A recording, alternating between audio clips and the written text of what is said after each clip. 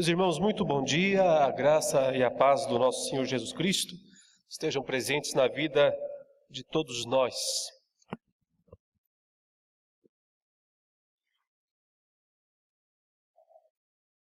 Eu não vou pedir para abrir um texto no começo, porque nós vamos ler alguns textos ao longo desta exposição. Eu estou continuando a falar sobre um tema que eu iniciei da última vez, que eu estive falando aqui, que tem a ver com o fim dos tempos. O fim dos tempos é um dos temas mais comuns de toda a Bíblia, e especialmente do Novo Testamento. O tempo todo nós estamos ouvindo os discípulos de Cristo, os apóstolos, mencionando a importância do futuro, a importância daquele mundo vindouro para a realidade de ser cristão nos dias em que nós vivemos.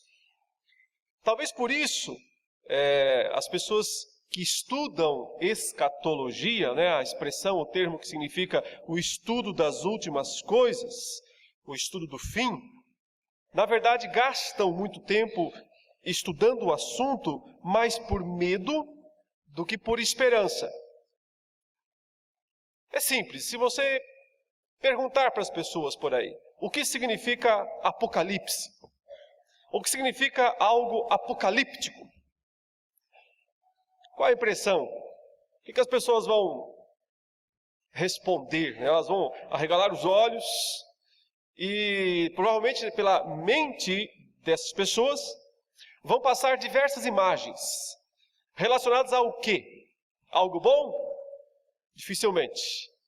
Geralmente elas vão pensar em grandes tragédias, grandes destruições, furacões, terremotos, guerras, bombas nucleares, grandes tragédias. O termo apocalipse ou apocalíptico tem mesmo na cultura popular, na cultura dos filmes, dos livros, essa conotação de tragédias, destruições causadas por fenômenos naturais ou por armas de destruição em massa.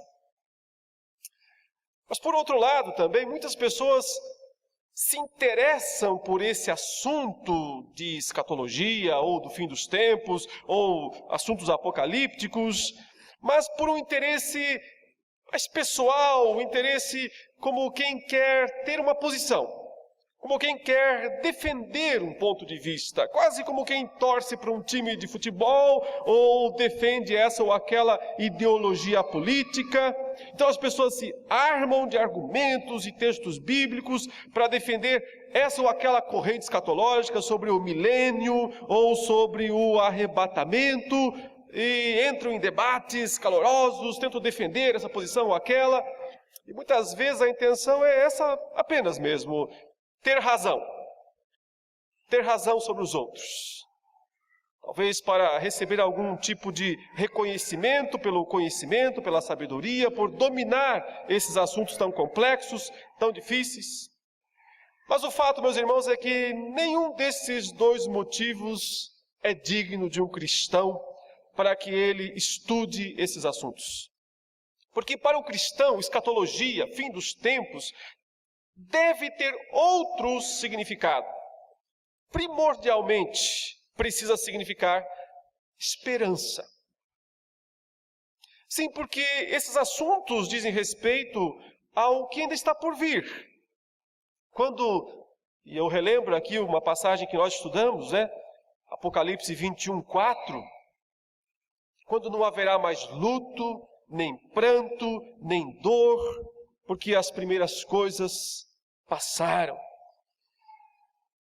A esperança do cristão está naquele dia quando toda perversidade, todo sofrimento forem removidos de forma definitiva desse mundo. Então, os crentes poderão contemplar a glória de Deus na face de Cristo, sem restrições, sem barreiras, sem impedimentos, e desfrutar de uma felicidade tal que a maior das alegrias que a gente possa experimentar no tempo presente vai parecer pálida, sem graça e vazia, diante da liberdade, diante da proximidade, da clareza, através da qual nós poderemos contemplar a face do nosso Salvador. Então, esperança é a palavra principal, é o motivo principal para estudar, para querer compreender essas coisas, as últimas coisas. Mas é um equívoco pensar que escatologia diz respeito apenas ao fim dos tempos.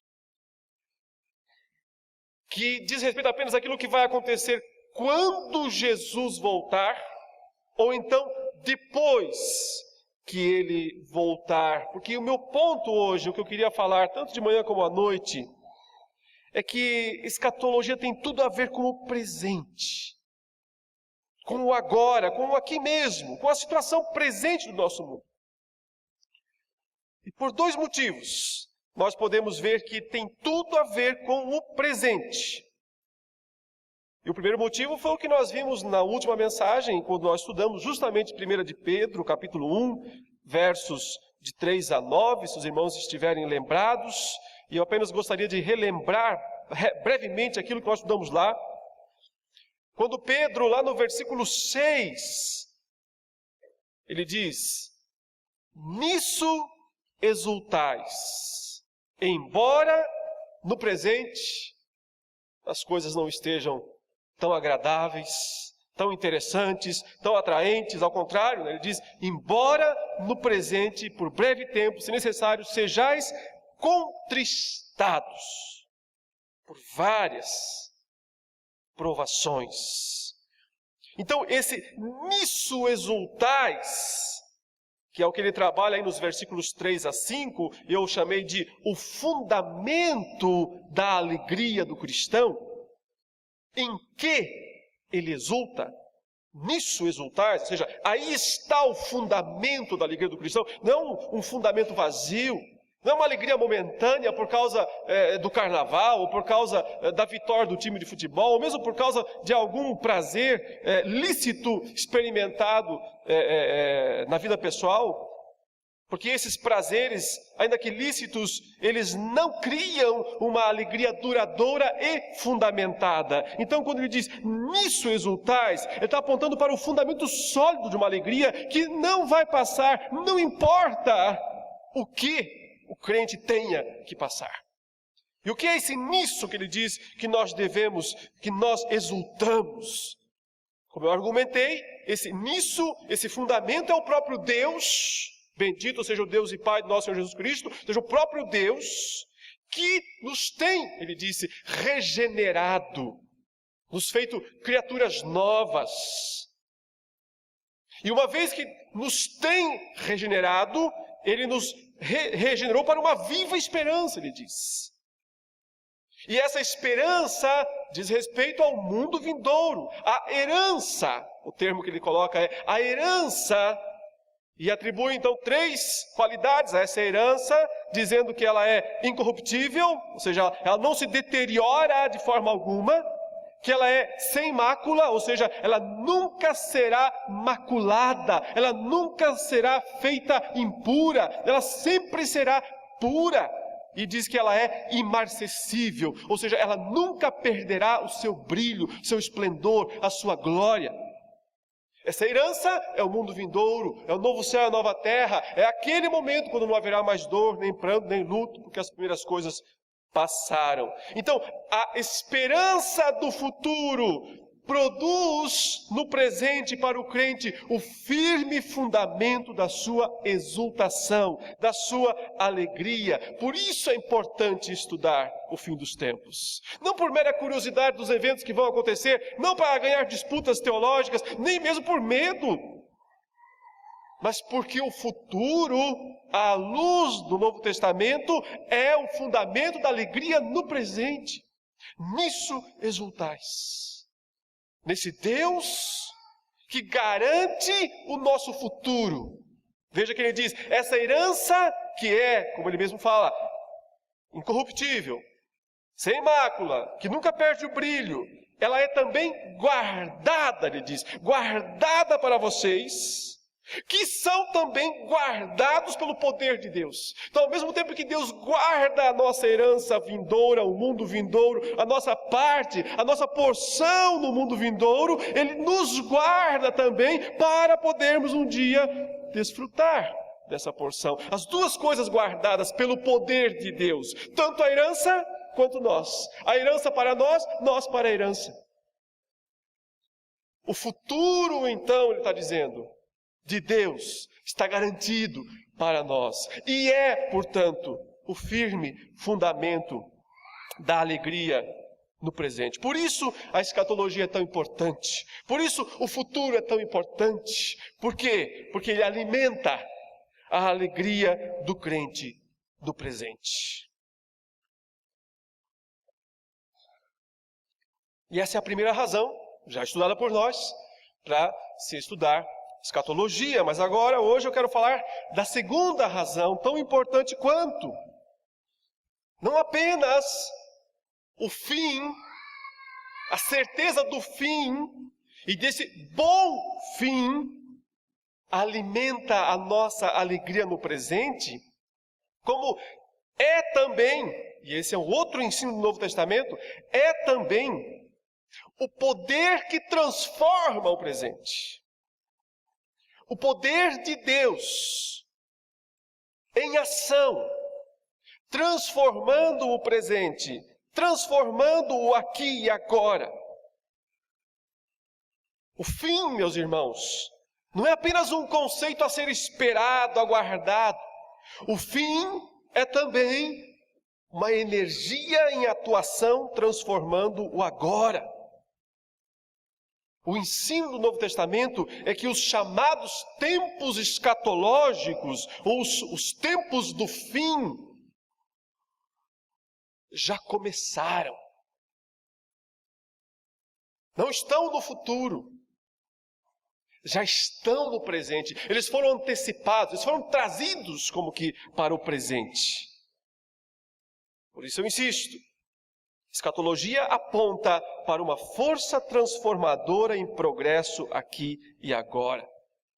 Veja o que Cristo proclamou, a sua primeira palavra, seu primeiro anúncio público, oficial, registrado na Escritura. Está lá em Marcos, capítulo 1, versos 14 e 15. Observe o que foi que Cristo disse, seu primeiro anúncio público. Marcos, capítulo 1, verso 14 e 15.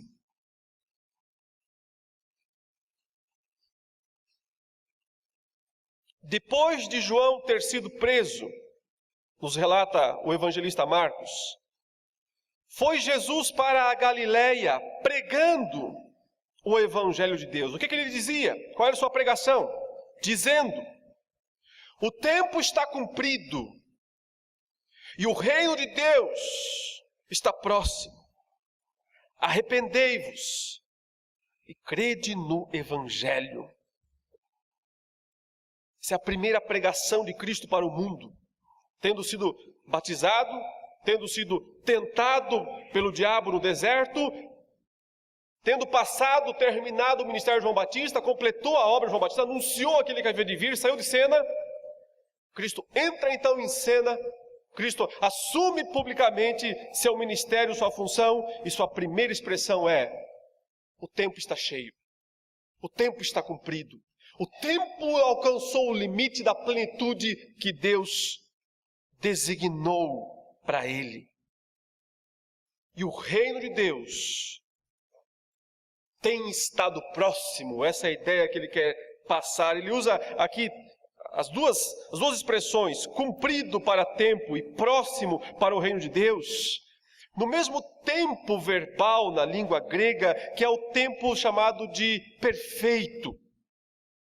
O que isso quer enfatizar é que Cristo está dando uma impressão de algo que está ali para valer,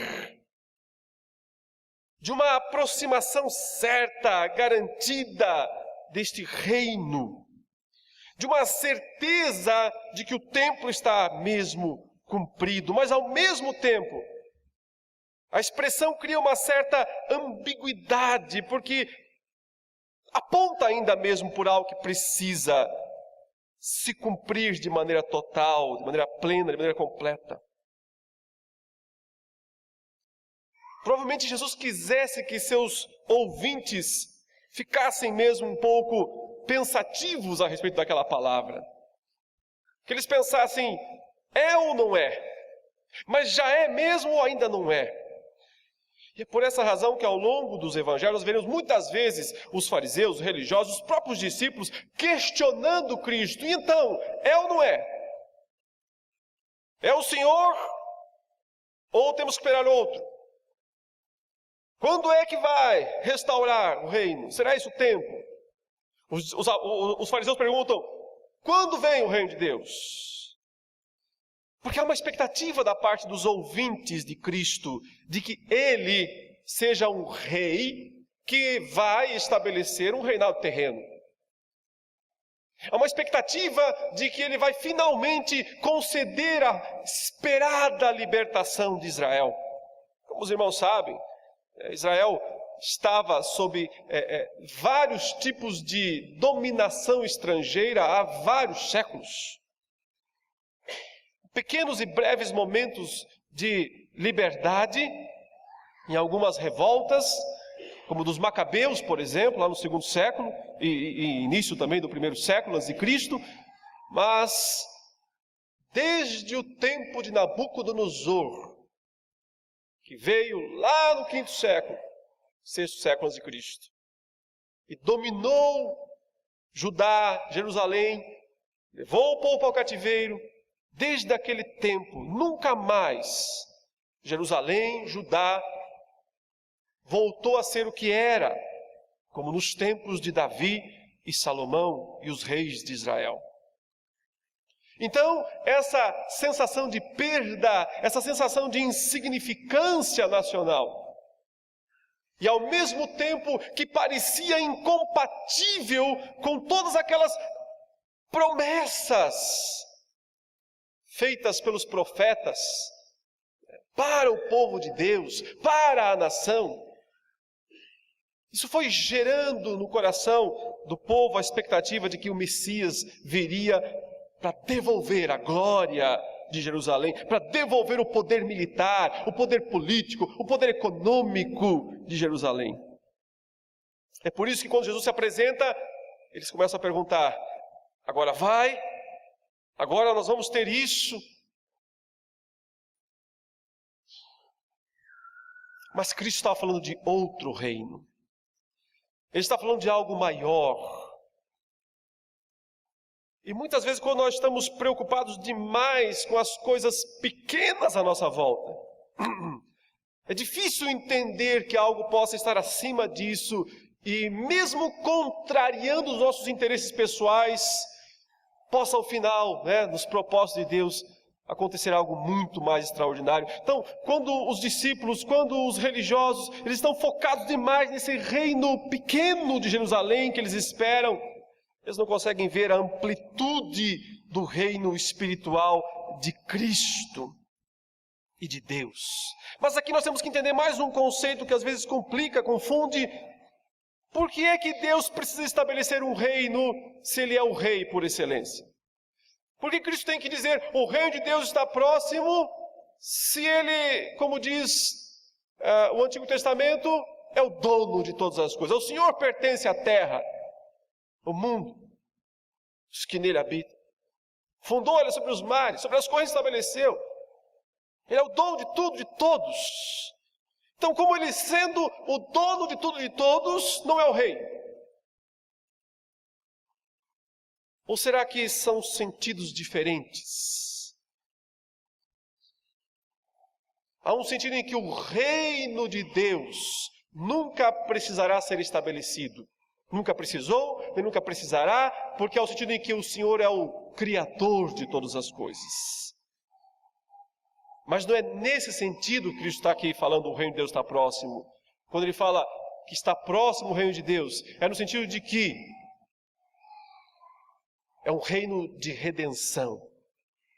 É um reino que vem para recuperar o terreno usurpado pelo mal, Desde Gênesis 3, quando o pecado entrou no mundo, quando Satanás encontrou direitos usurpados sobre a raça humana, sobre as nações. Então o reino que Cristo diz que está próximo, que está chegando e que na verdade já está presente lá naquele dia, é o reino que vem para fazer frente a esse império das trevas, para resgatar dele os eleitos de Deus e para finalmente extirpá-lo, esse parasita, como os teólogos bíblicos costumam definir, extirpar esse parasita que se estabeleceu aqui na criação de Deus. Então, há o reino cósmico de Deus, através do qual Ele é o dono, o Senhor de todas as coisas. Esse reino nunca caiu e nunca precisou ser estabelecido, porque Ele é desde sempre, desde que Deus criou todas as coisas. Mas há o reino do amor de Cristo, o reino do amor de Deus, o reino do Filho do seu amor, que tem que avançar nesta era decaída, nessa terra decaída, nesse mundo que se tornou decaído, nesse mundo de humanidade que se tornou corrupto, terrivelmente corrupto, preso, escravo, filho do diabo, para resgatar o povo dele e levá-lo, transportá-lo para o reino do Filho do seu amor. Então, resumindo, há um sentido em que o reino de Deus não precisa ser estabelecido, porque ele sempre esteve estabelecido, porém, na pessoa de Jesus, podemos dizer que o reino da redenção adentrou a história numa reconquista do terreno usurpado pelo mal, pelo pecado e pela morte. E nesse sentido, Jesus é a própria encarnação deste reino. Ele é o rei. Quando botou o pé aqui nesse mundo, o reino veio com ele. O reino, nesse sentido, não é algo distinto de Jesus. Ele não é apenas o rei do reino. Ele é o rei e o reino. Ele não reina no reino. Ele é o rei e o próprio reino. Sua presença é o reino de Deus. Por isso, o reino de Deus escatológico foi estabelecido quando Cristo veio. Na plenitude do tempo, como diz Paulo em Gálatas 4:4, Deus enviou o seu Filho para resgatar aqueles que lhe pertencem, para resgatá-los, comprá-los de volta das trevas, do pecado e da morte. Esse reino, portanto, foi inaugurado na primeira vinda de Jesus. Então, escatologia, meus irmãos, diz tanto respeito à segunda vinda quanto à primeira. Nós não podemos dizer que diz mais respeito à segunda vinda do que à primeira vinda de Cristo, porque a primeira vinda de Cristo é tão escatológica, é tão fim dos tempos, quanto será a segunda. A segunda terá a função de consumar todas as conquistas escatológicas da primeira vinda de Jesus. Provavelmente o lugar em que Jesus deixou isso mais claro foi em Lucas 17. Abra a palavra em Lucas 17, versículo 20.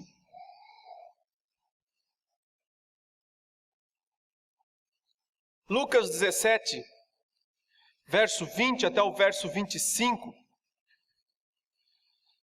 descreve um momento em que os fariseus perguntam para Jesus, quando vem o reino de Deus? Veja, interrogado pelos fariseus sobre quando viria o reino de Deus, Jesus lhes respondeu: não vem o reino de Deus com visível aparência, nem dirão, ei-lo aqui, ou lá está, porque o reino de Deus está dentro de vós.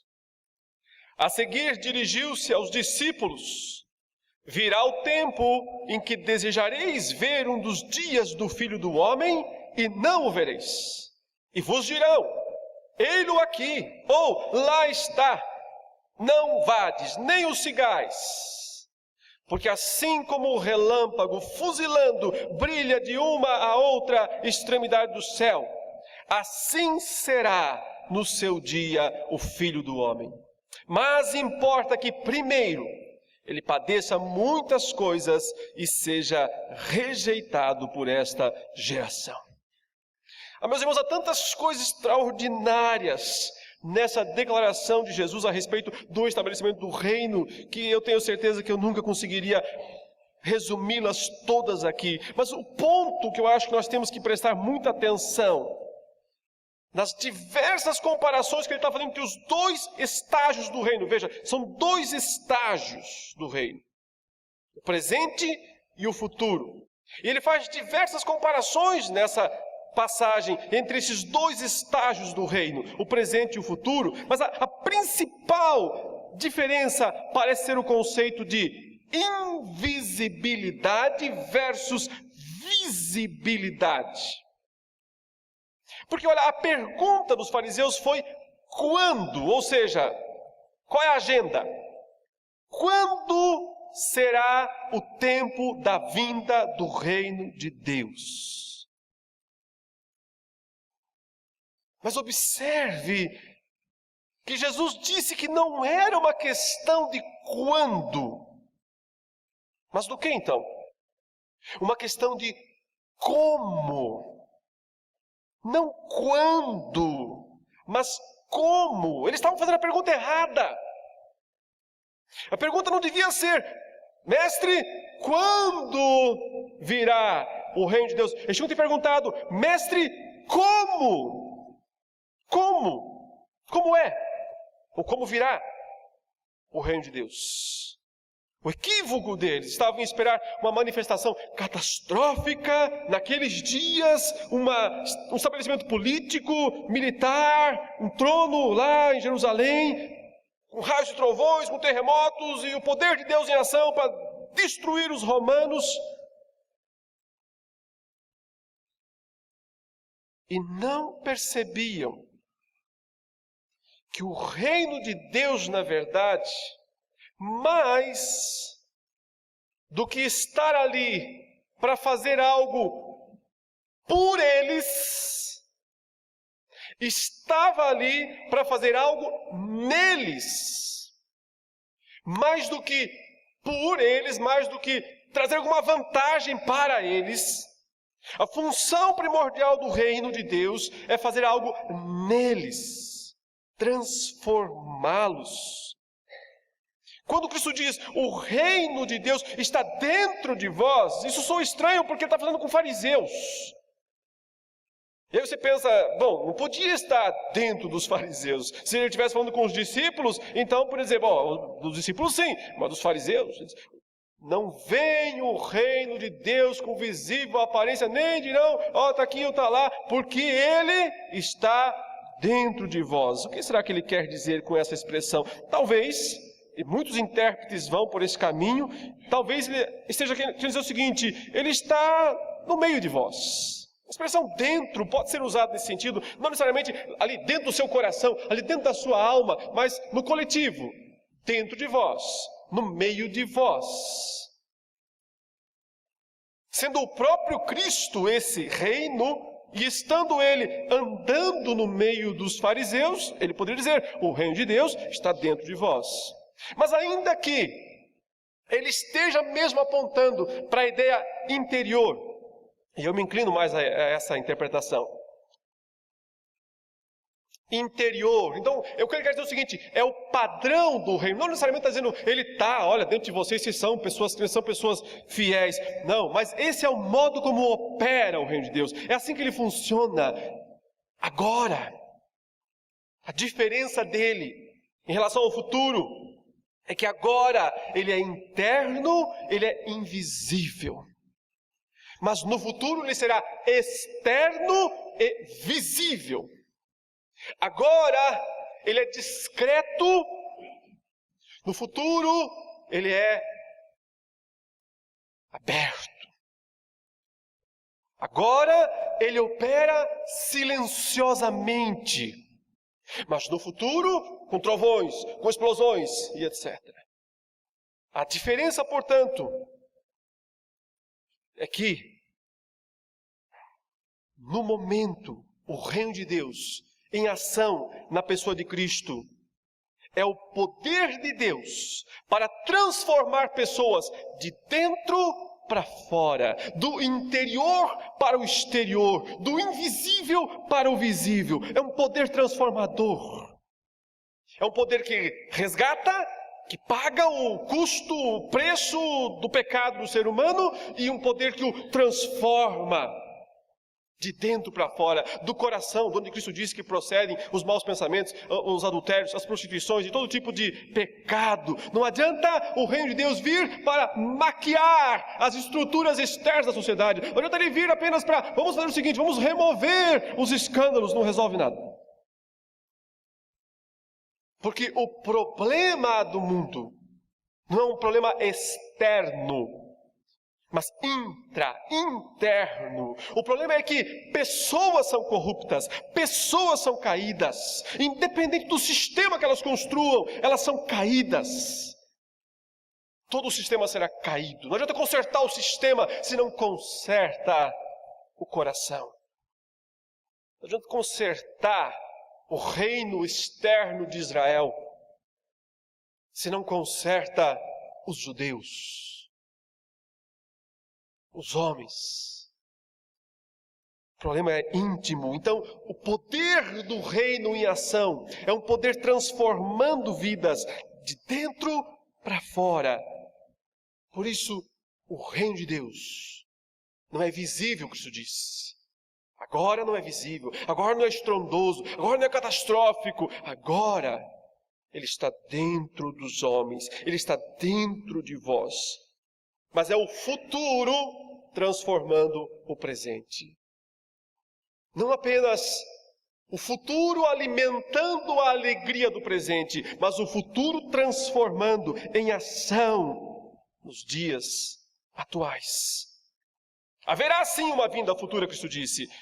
Haverá. Chegará o dia, ele falou, em que vocês vão desejar ver um dos dias do Filho do Homem e não poderão. Por que ele fala isso? Porque ele ia morrer, ele ia ressuscitar, ele ia subir aos céus, e os seus discípulos não iam mais vê-lo. Então, chegaria o dia, como hoje, nós gostaríamos de poder ver Cristo outra vez, ouvi-lo ensinar, vê-lo partir o pão. Não podemos. Então, Cristo disse, sua igreja, seus discípulos, ficariam tentados a fazer a mesma pergunta dos fariseus. Quando? Quando? Quando? E ficariam tentados a ficar esperando apenas algo futuro, futuro, futuro. E aí poderiam cair no mesmo engano do, ele está ali, ele está lá, veja que ele repete a mesma expressão. Que ele disse aos fariseus, olha, não vem, não pode dizer ele está aqui ou ele está lá. Ou seja, a preocupação exagerada com o quando. Quando é que Cristo volta? Quanto tempo falta? Quantos anos faltam? Quantos dias faltam? Essa preocupação com quando tende a enfraquecer o entendimento do como. Porque o reino de Deus já está aqui. Porque o reino de Deus já é realidade agora. Porque nós cremos num Cristo que venceu a morte e que deu início à era da ressurreição, através do que pecadores mortos em seus delitos e pecados ressurgem dos mortos espiritualmente por uma nova vida. O poder do reino, Cristo disse, está em vocês. Quando, portanto, nos preocupamos demais com o quando, perdemos o poder do como, porque já está em ação agora. Sim, Cristo disse, há uma realidade futura do reino, e vocês não precisam ter medo de serem enganados nesse sentido, porque a segunda vinda não é secreta. A segunda vinda é inconfundível. Ele diz, como o relâmpago que sai fuzilando, brilhando, resplandecendo de um ao outro ponto do céu, assim será o Filho do Homem. Então não há necessidade de preocupar com o quando, porque o futuro, quando Cristo voltar, nenhum crente fiel será enganado em relação a isso. Mas podem perder, por uma fixação exagerada em relação ao quando, podem perder de vista o poder do reino agora, no presente.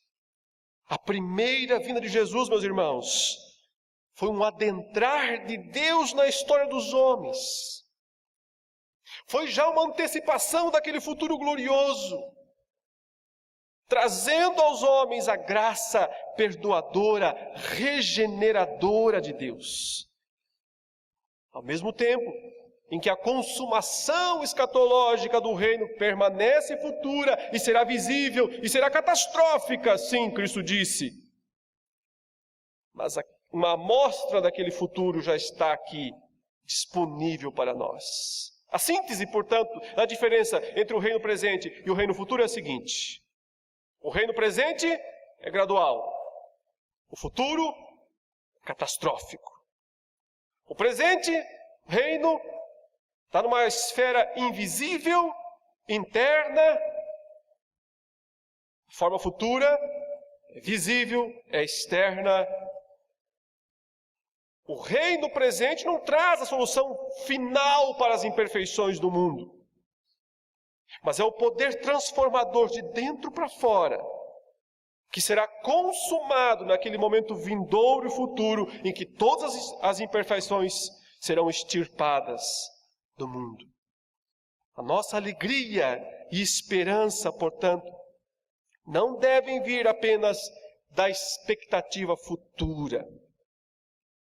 Por mais importante que ela seja, ela alimenta a nossa alegria no presente. Mas mais do que alegres, nós temos que ser atuantes. Mais do que felizes e pessoas com expectativa, nós temos que ser agentes. Agentes do reino em transformação, em ação, em expansão do presente. Mais do que ficar olhando para os céus como os discípulos na ascensão. Quando Cristo sobe aos céus, e eles ficam olhando para os céus, uma expectativa talvez de vê-lo retornar. Mas os anjos dizem, estão olhando para o alto para quê? Ele virá. Isso é certo. Mas vocês têm que ir antes. Vocês têm que ir e cumprir a missão de testemunhar de Cristo no presente. O poder do reino de Deus já fincado aqui, a bandeira já está fincada aqui nesse mundo. Esse poder está disponível a nós, seus discípulos.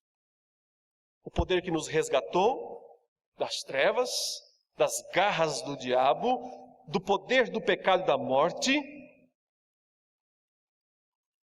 mas é o poder agora que nos é dado para ser compartilhado. Sobre isso eu falarei hoje à noite. Sobre como age, como opera esse poder transformador no presente. De maneira que nós temos então essas duas razões para estudarmos esses assuntos do fim dos tempos. Não por curiosidade meramente, não por intenções de debates e disputas, mas porque o fim fundamenta a nossa alegria no tempo presente. E porque o fim transforma o nosso presente. Oremos ao Senhor. Santo e eterno Deus, te suplicamos em nome de Jesus, que Tu nos capacites a entender mais e mais essas realidades sublimes do Teu reino, do que já foi estabelecido, do que ainda será.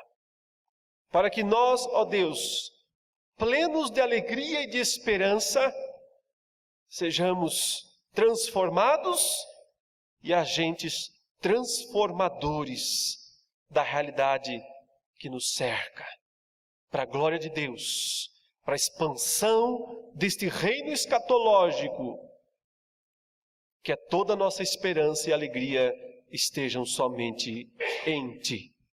Em nome de Jesus. Amém, Senhor Deus.